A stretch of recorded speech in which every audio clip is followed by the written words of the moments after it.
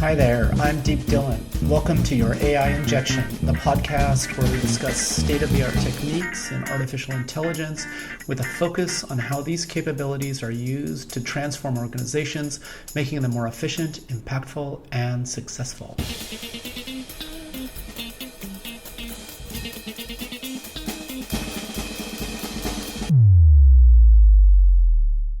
Welcome back to your AI Injection. This week we'll be diving into the role of AI in education with Craig Jones, CEO of Formative. Formative is a web app for classrooms that gives teachers the virtual tools necessary to engage, instruct, and assess students to optimize teaching outcomes. I thought you could get us started by telling us a little bit about your background in education and what inspired you to start Formative. Thanks first for having me. Really excited to get to talk today. So my name's Craig. I'm the co-founder and CEO of Formative. And right out of college, I joined a program called Teach for America, which placed me as a middle school teacher in South Los Angeles with pretty minimal training, a summer's worth of like how to become a teacher and a lot of things about the institutional problems that I'd be facing, but really nothing could prepare me for what I saw when I was in my placement school in Los Angeles. While there, I taught for 4 years and really loved it, loved every minute of it, but it was very challenging. To put it in context, 1 year, only 14% of my students were at grade level in mathematics, and the majority were probably far below grade level. And that was the best year of students that I ever had. Wow. And so it was definitely an eye-opening experience. Those students were incredible. And I built some things in my classroom that helped me make sure that they had really incredible growth. 86% of those same students ended up scoring at or above grade level in science. So 14% in math were at or above grade level, 86% in science. And I think that was one of the most eye-opening things for me, was just how much the system was failing these kids who were otherwise really great kids. And that propelled me to want to do more in education. After my fourth year of teaching, I finished with the last 3 years having 99th percentile academic growth as measured by the district on how the students were projected to score versus how they scored each year. Was that with the same kids or each year you were able to work with, or was that just your methodology improved? Each year you get new kids.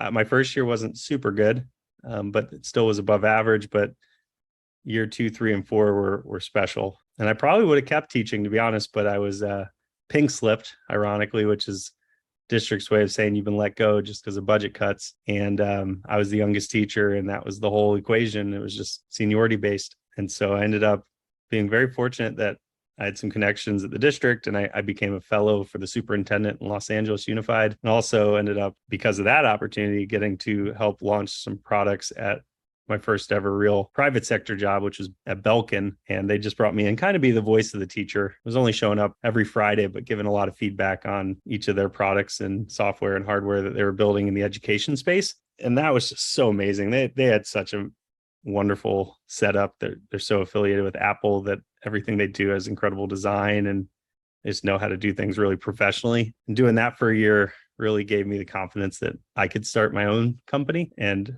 was fortunate enough during that time to be going to UCLA, getting an MBA, while also being fortunate enough to be roommates with an incredible co-founder who at the time I didn't know he'd be my co-founder, but my partner in crime, Kevin McFarland. And we just talked every single day about what we were thinking and seeing in education. And he ended up joining the board of a charter school. And that's really how Formative came to be, was these nightly conversations about the future of education and my experience and his experience growing up as the son of a coal mining family, and how education kind of shaped his whole trajectory. Yeah, and that's kind of how I got passionate about education. Yeah, I mean that's a great founding story.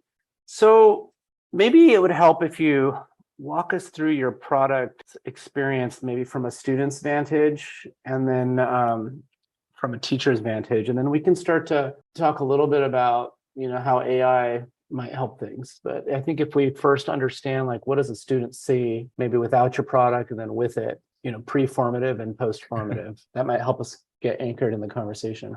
Absolutely. When you're teaching, Back in the old days, you would either print out assignments to your students, have the students complete the assignments, then they'd pass them into you maybe in the middle of class or at the end of the class. And you try to see in that assignment if you can identify some misconception that the student has. Then maybe you give feedback to the student, maybe write some comments on the piece of paper, hand it back to them the next day. And then that was kind of the cycle. Obviously, just for our listeners' benefit, what grade levels are we talking about here? I think that's universal education. That's kindergarten through beyond, secondary school. That's Okay. usually the loop of education. Is you as a teacher assign things to students, you teach, you lecture, and then you give They feedback. do, you correct, Yeah, assignments, or you give corrections on exams or quizzes. exactly. I think that's the status quo. That's been going on for a while. And then in my classroom, when I was teaching, some new technology was starting to come out. One thing was these systems called clickers. They've probably been out for a while, but I had some pretty fancy ones that students could actually type on. So you could get them to input more than just like an A, B, C, D type response. And that started to change the game to a certain extent as you're now collecting live data. You can kind of auto grade things really immediately. You can present visuals to the class in real time, color coding each student if they're getting things right or wrong. Also, the advent of laptops in the classroom and students bringing their own device allowed you to start to use things like Google Forms or different surveying tools. There was a moment there where the old school assignment you could picture that dying down and feedback becoming more real time, but it didn't take off as fast as I think people thought it would. And that's largely just because internet wasn't super ubiquitous in schools for quite some time, and devices were very expensive. And then all of a sudden, Chromebooks started to become really cheap in schools, cheaper than textbooks. Yeah, I think the price got down below $100 at some point, maybe 8-9 years ago, something like that. And then laws started to be rewritten where you could actually use devices, and internet started to get pretty good, to be honest. And then things slowly changed. I will say there was a solid 3-4 year period where devices did exist in classrooms. The internet was good enough, but teachers were still going to the copy machine, printing out assignments and doing kind of the old school model, probably largely due to COVID. Well, right at that same time, everything kind of flipped upside down. Different platforms made it really easy to give assignments digitally. Students kind of started to become digital natives and expected. Yeah. So is that the kind of crux of the experience, that the teacher's logged in and the students are logged in, and the teacher can formulate problem and students can work on it and get interim work that they're like, as they're working through stuff, the teacher can sort of see it and maybe see aggregations across, like, things that are common across the students in the classroom? Is that the context for the product? That's where we started. I mean, most specifically, when my co-founder and I were observing classrooms, we would see that they were still printing sheets of paper. So the very first thing we did was the ability to have teachers upload documents, and then you could add input fields onto the document, somewhat like a DocuSign experience. So you could just digitize that work that the teacher was otherwise going to go to the copy machine. That really triggered a lot of people to go, wait a second.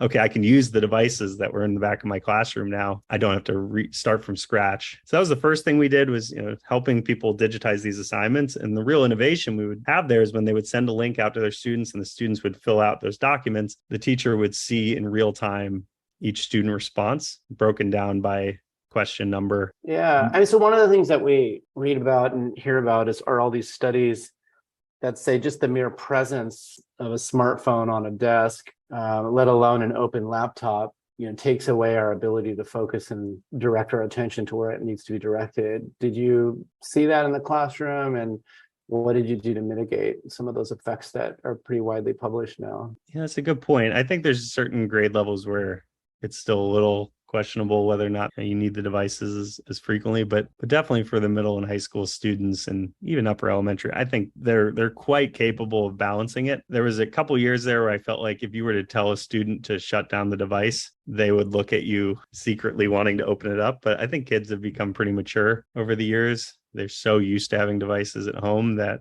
the teacher says turn it off, they just turn it off. It's not like a luxury item anymore. The opposite usually is still true in most classrooms. I don't think until total virtual learning happened that students were being given an extreme amount of device time in schools. To be honest, the first class in schools that we started to sell were the opposite. You would walk into school and show them our product, and they would demo it out with their students.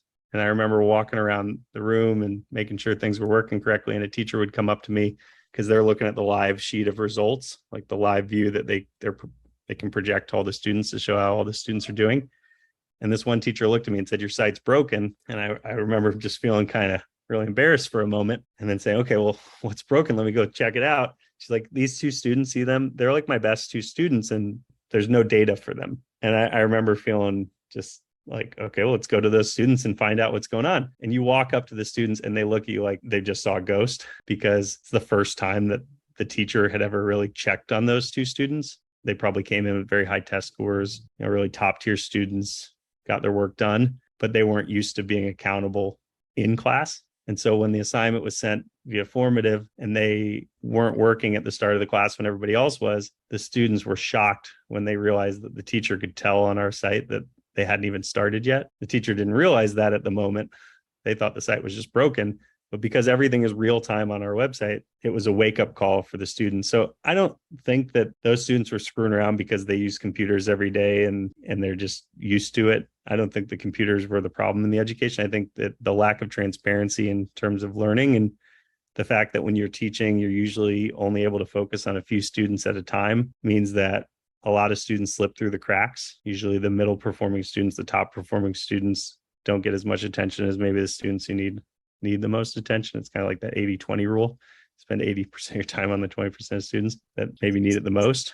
So is that kind of the main thrust, though, is to optimize that real-time in-class assessment of a set of students and provide that real-time feedback that maybe historically was spent with the teacher wandering around and looking over shoulders, and now is able to kind of do that a little more efficiently? Is that the crux of the improvement that you guys are going for? Or are you touching on other aspects of the student-teacher interaction, like when you go home and, in the homework arena, or like other areas as well? We do two things. We do the in-class or asynchronous kind of instruction where you give an assignment to students, the students respond on their device, you see live student work, they get live feedback. So that's kind of bucket one of what we focus on, is really just making that anytime you want to give your students an assignment, a quiz, homework, a little check for understanding, that process is just a little bit more interactive and the teacher ends up with more data. And then the second thing that we do is more of a longitudinal analysis on student growth over time. So with each assignment that you give to your students, we start to notice trends on their learning. You aggregate each of those daily assignments, and then you can start to predict how that student might perform by the end of the year. It's kind of our real innovation, and I'd say is that second part. But in order to get that daily classroom learning data, we had to build a platform that teachers used. And then the newer element for us is actually helping school districts, now that their teachers kind of really like this core platform, to also have some of their more traditional assessments in the same platform to kind of calibrate whether or not the daily learning is leading to end of year outcomes. So I imagine, so kind of taking the conversation into the AI arena. So on the predictive side for a given student, being able to predict, their longitudinal progression, I imagine that's helpful, particularly if you can anchor it in some kind of understanding of why they're likely to maybe underperform or suboptimally perform to their personal optimum. Yeah. Like, is that one place that you're looking at AI usage? Like, what are the areas where you're seeing the inefficiencies, where gathered data can really benefit from some machine learning?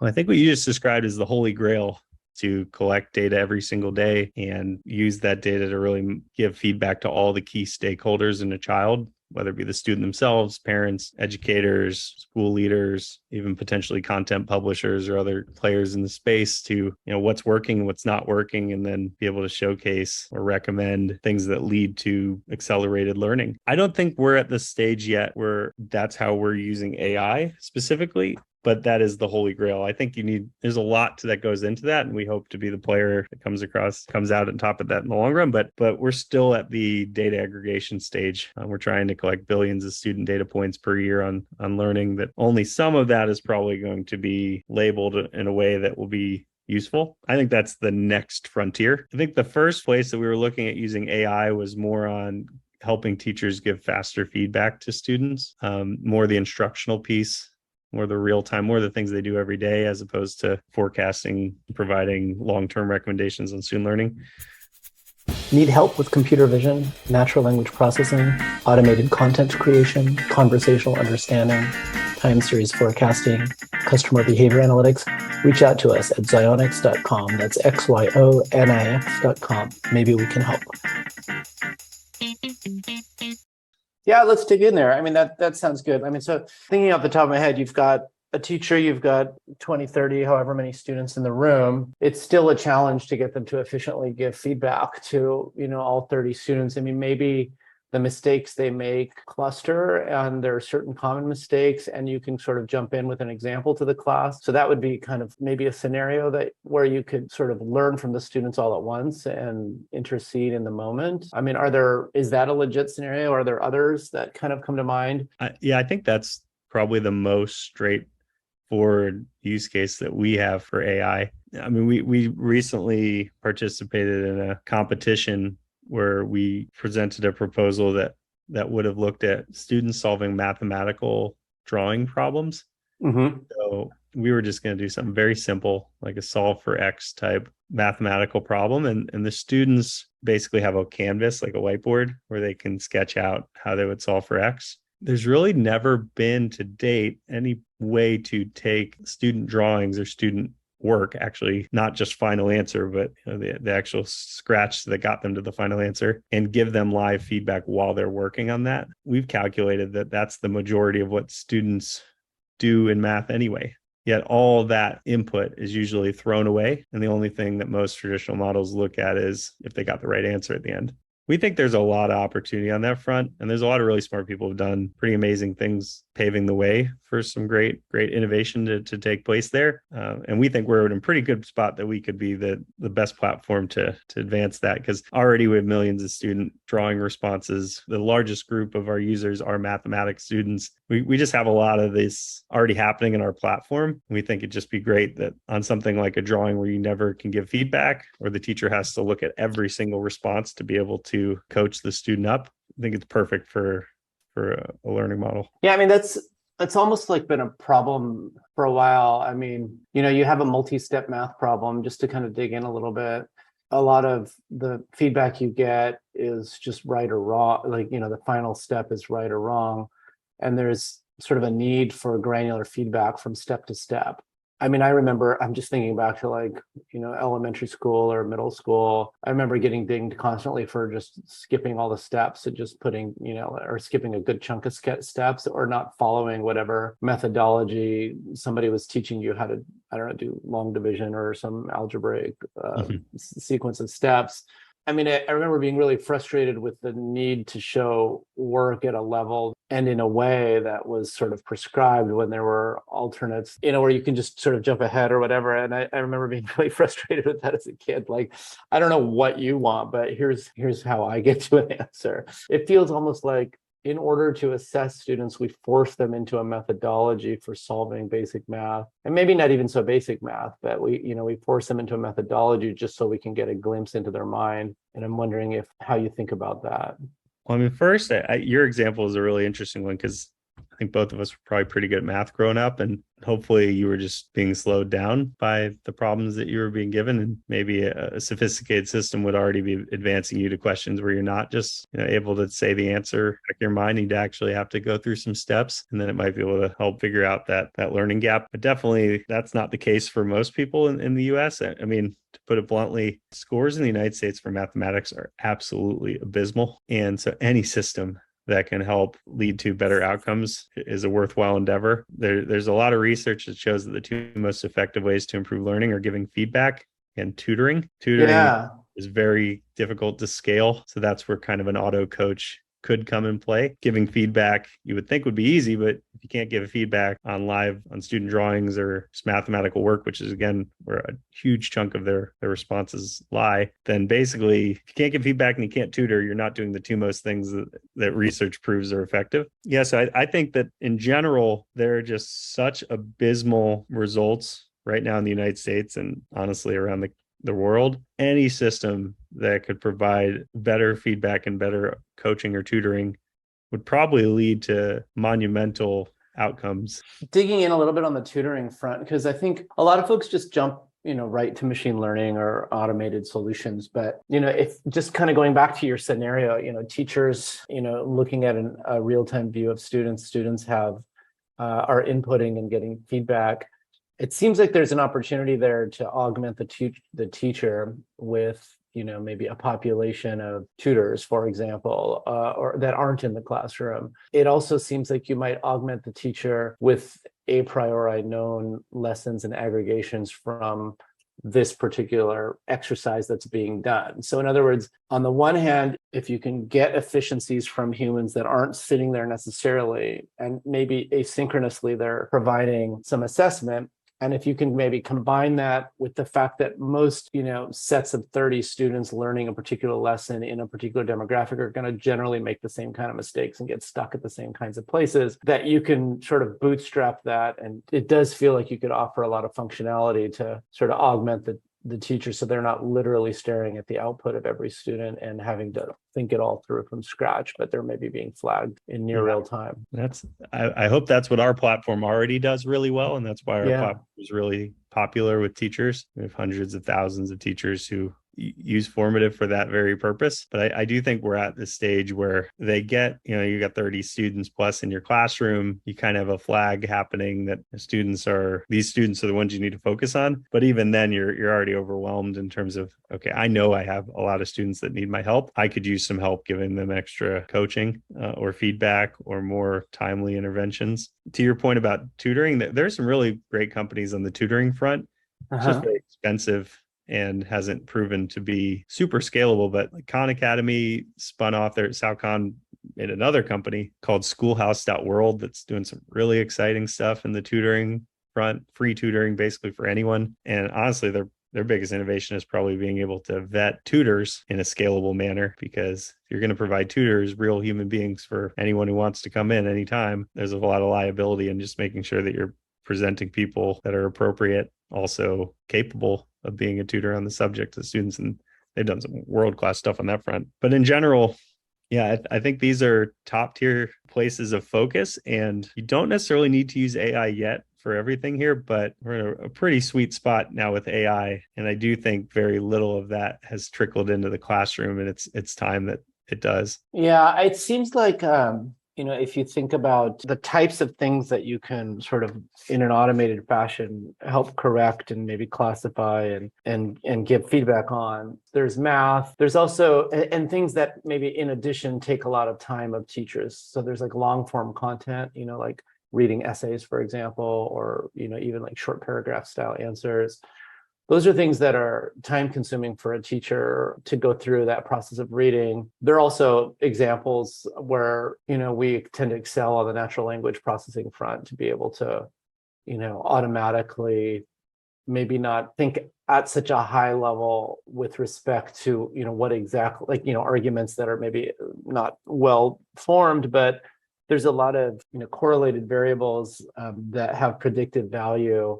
For example, if you've got kind of consistent grammatical mistakes, consistent punctuation mistakes, and combine that with maybe significant spelling mistakes, maybe you still formed a very strong essay, but most likely you didn't.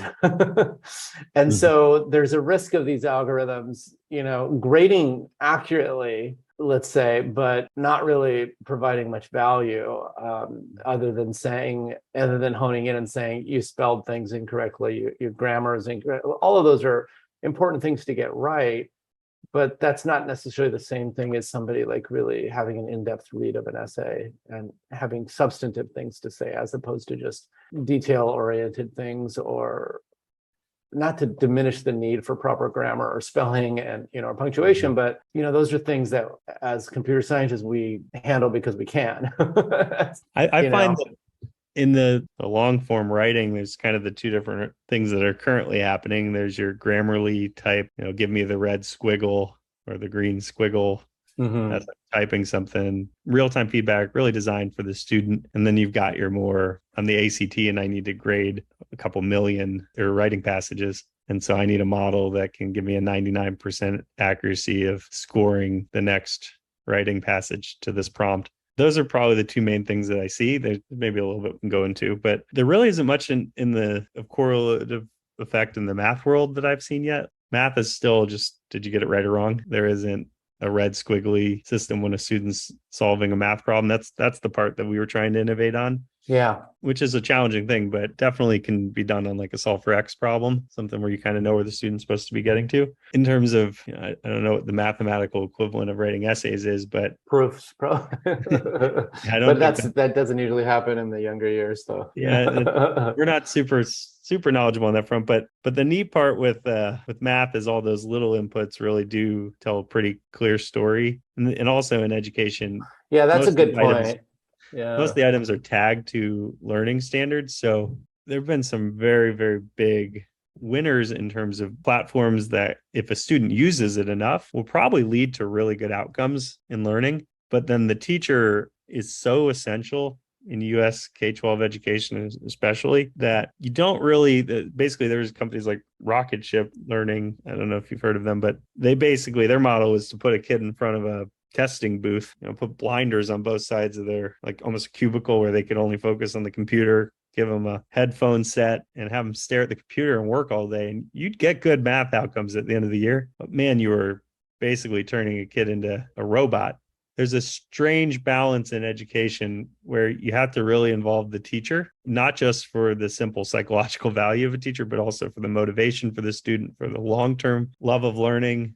Well, I mean, I think we saw a lot of those side effects during COVID. I mean, like, we took, well, however many million students, or probably billion students, we looked globally, and we stuck them home, and we stuck them in front of a glass box, and we said, be motivated, get your work done. Meanwhile, we have just a massive number going into depression, developing anxiety, all kinds of problems exacerbated by the fact that they're just not in the social setting they need to be in. And they're just alone. And we've all seen the meme videos of the depressed kid, like just sitting around in front of their computer all day. I'm wondering if, when you think about the role of the teacher, like, what lessons did we get from the COVID era here in Seattle, for example? For we don't know the exact reasons, but for whatever reason, the school district banned the use of video cameras. I think it was an equity issue or something, and I don't know if that was district wide, or just my kids in their school, but it struck me as a spectacularly stupid thing to do. I mean, because all of a sudden you take a kid that normally would have woken up, taken a shower, gotten ready, just because they know someone's going to look at them, and now they're just like laying in bed till 3 in the afternoon, barely moving. It just seems like a complete colossal failure. Like, I don't really see anything positive that really came from that experiment, other than it just highlighted how horrible at least the public school system was at adapting. But I don't know. What did you see something different? And did you see areas where, that remote, I where think we we learned a did. lot from COVID? Or all I saw was a lot more prescriptions for Prozac. And I will say that our teachers seem to be fairly happy. I mean, our numbers were insanely strong during COVID, and all we were getting was feedback from people basically saying I would have quit if I didn't have our product. And not really doing this to endorse our product in particular, but we built something that was really good at getting student response. If you think of the worst teacher you've ever had, it's probably one who just lectured at you the whole day. And Zoom is very conducive to talking and kind of turning your microphone on mute and just being there and maybe having homework. It's not a very interactive, engaging model. What we built is pretty much the opposite. It's all about getting student feedback. The teacher can either present something where they're moving the student through some kind of activity, but at each step there's questions and places for feedback, or the teacher can give things to students that are asynchronous, where the students work through at their own pace, but the teacher's constantly giving feedback because they're noticing that the student's moving in the wrong direction. They're getting alerts on our site that something's not right. So I think that we personally did not have that same issue of COVID. but nationally, the data is all there that there was tremendous learning loss. And I think the worst part of this is it usually most affects areas that already have a lot of issues to begin with. I think we're going to be seeing decades. Oh, we're gonna, yeah. I mean, implications. it's like the python swallowing the deer or whatever. The data impacts of COVID, not just in education, but for healthcare, everything. We're going to be looking at this for 30 years, 40 years, probably, until that generation ages out. I think the biggest, the only part I'll add to that is that really weighed on teachers. And then to your statement about like Prozac, there were a lot of just national issues with depression and. Oh, they're still there. I mean, we have just a massive dearth of therapists. That's leading to now a lot of educators leaving the industry. I talked to someone from the University of Florida. They had a single person enrolled in secondary education program that they were looking at. So, oh my gosh, you're talking about So wait, I unpack that for me a little bit. Like, why are they leaving? Because the students are so depressed or something? Like, I missed the link there. I mean, it wasn't just students that are depressed. I think. Oh, the teachers are depressed. Yeah. Okay. Students are depressed. Teachers are depressed. You throw in a whole bunch of political weight. It's amazing how much crazy stuff is going on. Well, Florida has all kinds of wackadoodle politics going into there. Think about all the different board meetings just on every single imaginable topic. It has not been very fun to be a teacher. And then a lot of teachers really do like to see their students have academic outcomes. Yeah, of course. I mean, I imagine that's the most exciting part. It can be, but if you look at the last couple of years, it's been about going a step below that, not in terms of like the Maslow's hierarchy of needs. You're really focused on survival. You're focused on making sure psychological needs are met of your students. And a lot of teachers, they do an incredible job. They're amazing, but I'm sure that they didn't sign up to also be therapists, psychologists and therapists and deal with the drama. So it's not a very glamorous role to be in. And then they're kind of like police officers in a way. Like teachers are sort of like the front lines of interaction with the bulk of our youth population. I mean, a lot of these kids probably, don't get a lot of other interaction. But if you look at it, there are so many statistics that show that we're losing a lot more teachers than we're putting into the system. And I don't see that slowing down. So you feel like that's one of the forces driving some of the automation and the sort of facilitating some of the scaling properties in your business. We have to do something to get the outcomes that we need with less resources, in essence. I wouldn't have made that connection yet. I'm sure that's inevitable in some case, but we just want to keep teachers from feeling like they need to leave the profession. If you just make them have a happier day, support them, then we can potentially slow the bleeding down and keep more teachers at the school. I don't want to automate away a teacher ever. I want to make sure that the teacher gets the necessary tools so that they're not, at home grading for 4 hours. Oh, I see where you're going. So some of the undesirable functions of their job, at least maybe what you're hearing is the stuff they do when they leave the office. They got to go grade, and you're helping pick up some of that slack for them, basically. Yeah, I think we just want to be we think teachers are superhuman. They really are. I'm just blown away by how many amazing teachers I've met over the years. But ideally, you can take away the least enjoyable parts. You can automate all the parts of their job that they shouldn't have to waste time on, so that they get to spend as much time as possible just being that super teacher that students, remember 30 years later as the best teacher of their life. But if they're spending a lot of time on other things, like non-student interaction things, basically. Mm-hmm.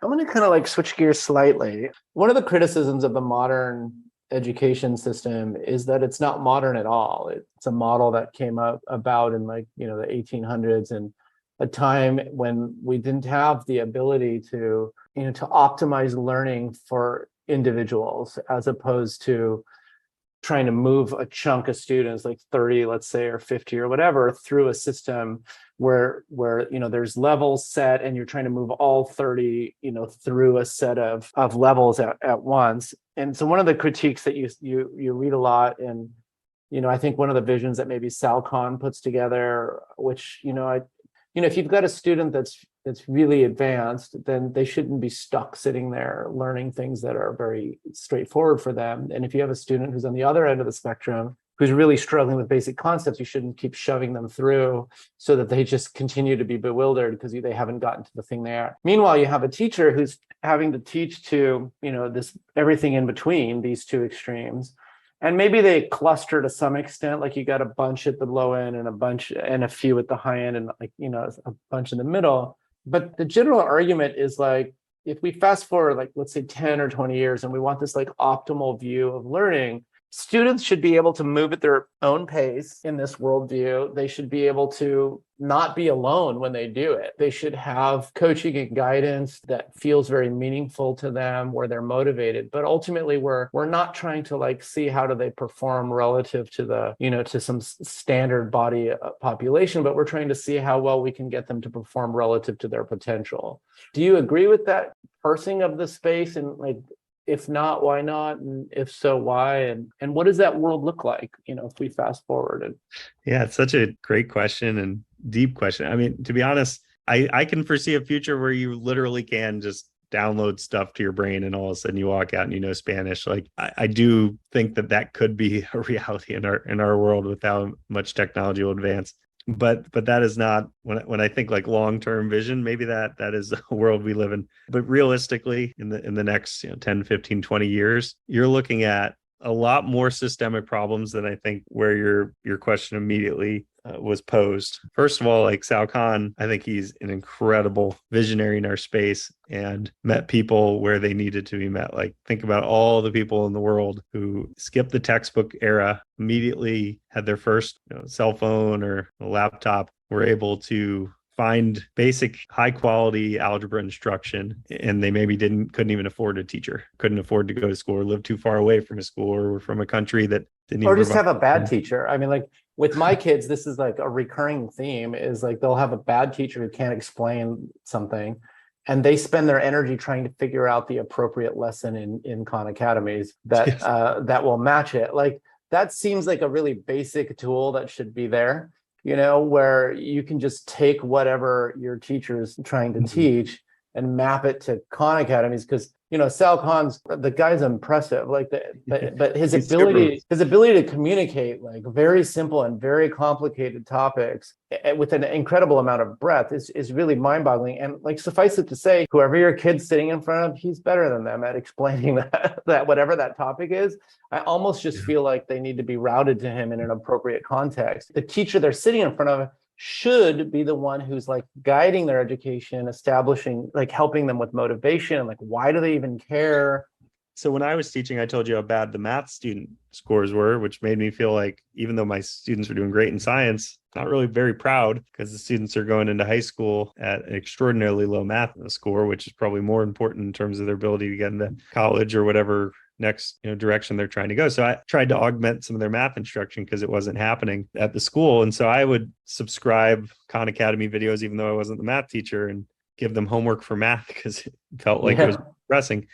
And Khan Academy for the longest time didn't even have tools for teachers. It wasn't really their philosophy. It was really about the learner. But I think they realized that, yeah, you'll get the students who want to learn, but you got to facilitate things happening through the current system if you want to get widespread adoption. So then they built a lot of tools for teachers and for schools to more easily assign, the videos or the lessons to students, and let the students work through and let the teacher actually get that data. And that was a big innovation for them. I have to imagine that the vast majority of their usage actually happens through a teacher then pushing the materials to the student, because there just aren't students that go home every day saying, you know what, I'm really bad at this specific trigonometry solve some problem, so I'm going to go watch YouTube videos to figure this out and take practice problems. That's just not how most people work. So by using the teacher as the layer to reach the students, I think that was very successful for them. But then I talked to him actually a couple months ago, and he said that their usage went up by 2.5x during COVID. Okay. But then decreased this last year to lower than their 2017 number. That was very eye-opening. That's fascinating. Why would that be, I wonder? I know you would think everybody has kind of discovered it and they'd stick around. His response, I thought, was that COVID fatigue, in terms of like Zoom fatigue, like you've been on devices too much, let's disconnect for a year. But he actually made a statement that he thought it was more about teachers just weren't teaching as much, that there were so many things going on in the school that the actual amount of teaching that, an Algebra 1 teacher wasn't finishing Algebra 1 anymore. And there's a certain element of truth to that in terms of there wasn't very much accountability for the last couple of Oh years. yeah. I mean, we You- took all of our, my daughter, we just augmented her with, I think we went from like 1 hour of tutoring up to like 5 or 6, because there was like no instruction happening during the, COVID time. And it was like, it just wasn't working at all. So we had to like augment it completely with tutoring. Virtually nothing was being covered by teachers. Filter that through the lens of a 16-year-old, right? Like that's what I'm hearing to a 16-year-old, which could be or could not be true. I know that Things there are really amazing went off the teachers. rails. We've witnessed so many amazing teachers doing things way above and beyond and having growth even despite COVID. But I do think that if you average out everybody, there probably was a lot less learning. I think what's wild though is that this last school year was mostly an in-person school year, but it also had a lot of challenges. Well, you got masking, you got COVID shutting down, and like teachers getting sick and going out, students getting sick, a lot of anxiety just being in that setting, where you I think can't the see. anxiety is the biggest one because for the most part, it was kind of a back to reality moment. There was a lot of optimism about that, but then the year itself was still very challenging. It wasn't like you just can undo what had just happened. You're coming back to students now that have a lot more. Well, plus you're behind. A lot of the students are just behind. But we are seeing outcomes seem to be better this year from what I've heard from most of the districts that we survey and talk to. Yeah. There are definitely a lot of challenges. I just think you just have to keep meeting people where they are and keep moving them forward. That's what we try to do. We just observe teachers every single day, watch what they're doing, and try to make their life 5 to 10% better, every month. How do you measure whether the teachers' lives are getting 5 to 10% better every month? Do you take data and I mean, a lot of it's based on usage data and making sure that they continue to refer us to more colleagues. And we do things like Net Promoter Score and customer satisfaction. And so we do a lot of things that are more just high level. We do an efficacy study every year to see if using our site leads to better outcomes for the students. There's different ways to make sure that you're getting better as a company. A lot of that though is just building what the teachers really need, being real with where they are, not trying to build for the future. Like there was another company called Newton built these incredible computer adaptive testing models where basically students, again, could sit in front of a computer, answer 5 questions, and then the assessment would adapt based on their learning, give them harder questions, give them easier questions. I mean, this company's building something really amazing, but not meeting the market where it is and almost kind of trying to cut the teacher out of the equation.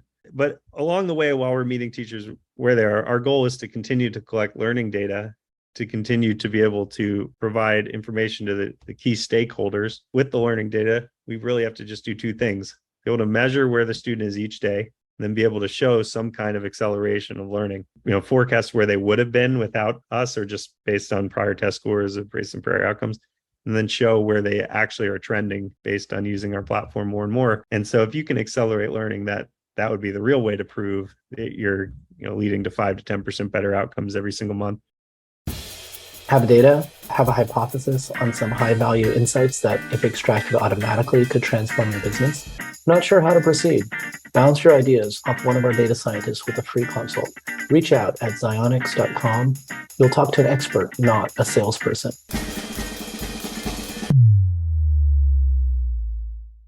So what are some of the specific features of Formative that have improved teaching outcomes, and how are they made possible or potentially improved with AI?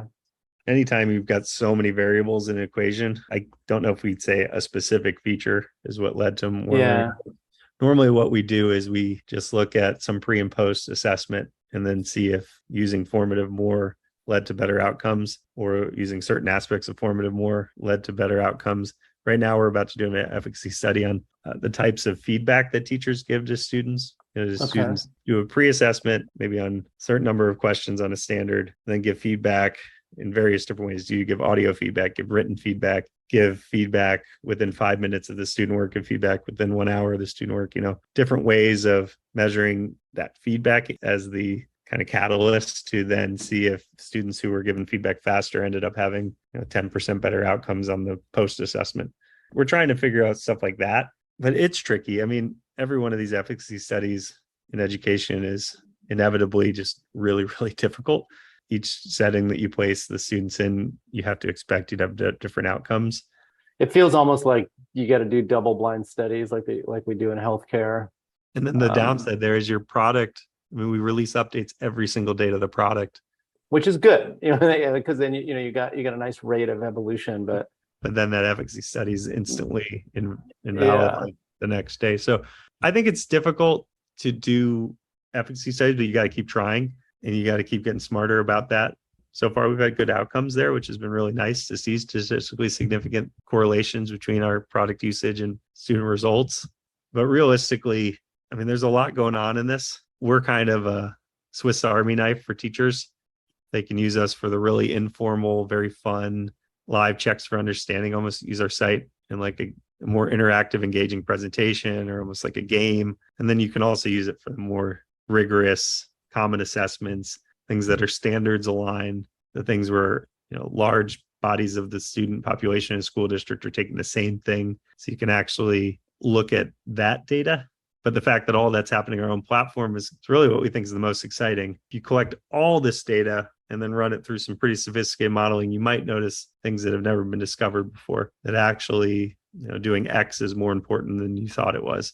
We hope to be able to find some cool innovations or cool discoveries in education as we collect billions upon billions of student data points and use that in very mature, and we take it very seriously that we get all these student responses and we're good stewards of that data. But we do think that's going to really unlock some key innovations over the future. Like, that's my favorite part with AI is, I was pretty inspired by AI solving heads up poker, something that I never thought could be solved.